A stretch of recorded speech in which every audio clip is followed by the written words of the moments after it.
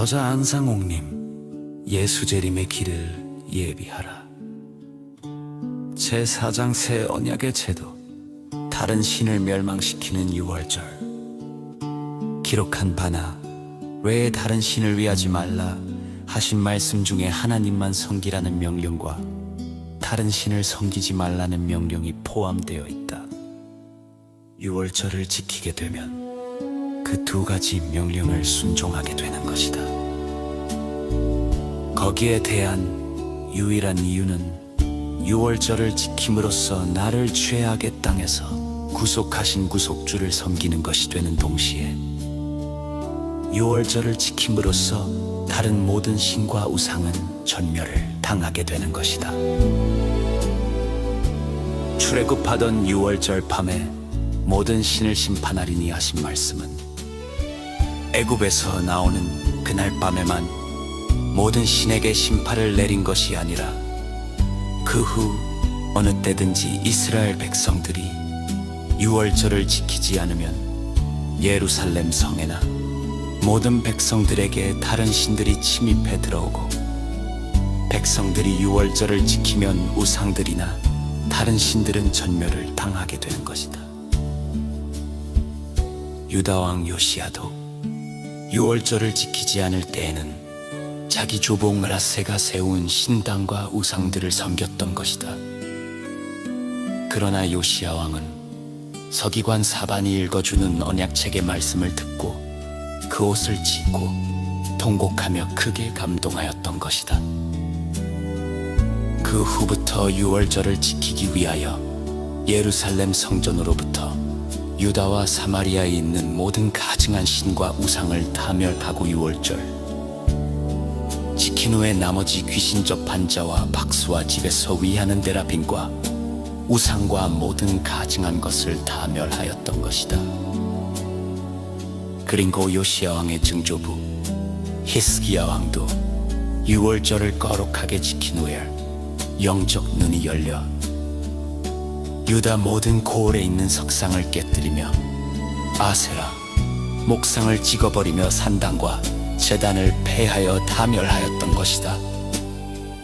그런 고로 어느 때든지 백성들이 유월절을 지키게 되면 다른 신들에게는 멸망을 시키고 한 분이신 하나님만 섬기게 되므로 첫째 계명을 순종하는 것이 된다. 오늘날에도 마찬가지로 유월절의 진리를 깨닫고 지키게 되면 영적 눈이 열려 자신이 알지 못하고 섬기던 우상도 알게 될 뿐 아니라 교회 안에 있는 많은 우상들을 보고 가증히 여기게 될 것이다. 그런 고로 사단이 제일 싫어하는 것이 유월절이다.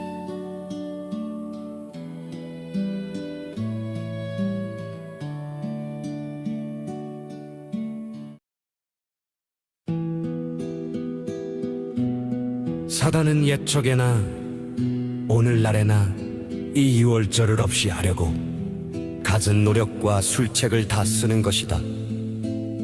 왜냐하면 출애굽 당시 유월절 밤에 모든 신을 심판하시는 날로 정하신 것은 백성들이 해마다 유월절을 지키며 다른 신이 침입하지 못하게 하신 것이다. 예수께서는 이날에 마지막 유월절 행사로 십자가에 달리실 당신의 몸과 보혈을 제자들에게 주시며 사단의 정권을 빼앗아 당신의 제자들에게 새 언약으로 주셨으므로 제자들이 새 언약의 제도를 지키게 되면 사단은 멸망을 받게 되는 것이며 그 언약을 지키지 않으면 사단은 교회 정권을 잡고 하나님의 백성들로 구원받지 못하도록 억압적 정책을 다 쓰고 우리를 구속하신 구속주의 기념일을 기억하지 못하게 하는 것이다. 모세는 이스라엘 총회 앞에서 마지막 경고의 말씀을 전할 때 자기가 죽은 후에 있을 거짓 선지자들에 대한 주의를 다음과 같이 말하였다. 기록한 바 그 선지자나 몽상자는 너희를 유인하여 애굽 땅 종되었던 집에서 속량하여 내 신 여호와 너희 하나님을 배반하고 금명하여 행하라 하신 도에서 떠나게 하려는 자니 저를 죽여 너희 중에서 악을 제하라 하셨다. 이 말씀은 너희를 애굽 땅 종되었던 집에서 유월절에 속량하여 내신 여호와 너희 하나님을 배반하는 자라는 말씀인데 곧 유월절을 지키지 못하게 하는 자라는 말씀이다. 복음 시대에 와서도 장차 있을 거짓 선지자에 대한 주의를 사도 베드로는 다음과 같이 말하였다. 너희 중에서도 장차 거짓 스승들이 있어 멸망케 할 이단을 가만히 끌어들여 자기를 구속하신 주를 배반하고 속히 멸망함을 스스로 취하리니 하였다. 자기를 구속하신 주를 배반하였다는 말씀은 십자가에 크신 공로를 세워놓으신 유월절 성찬 예식을 배반하는 자들이라는 말씀이다. 여기에 대하여 사도 바울은 기록하기를 하물며 하나님의 아들을 밟고 자기를 거룩하게 한 언약의 피를 부정한 것으로 여기고 은혜의 성령을 욕되게 하는 자의 받을 형벌이 얼마나 더 중하겠느냐 너는 생각하라 하였다.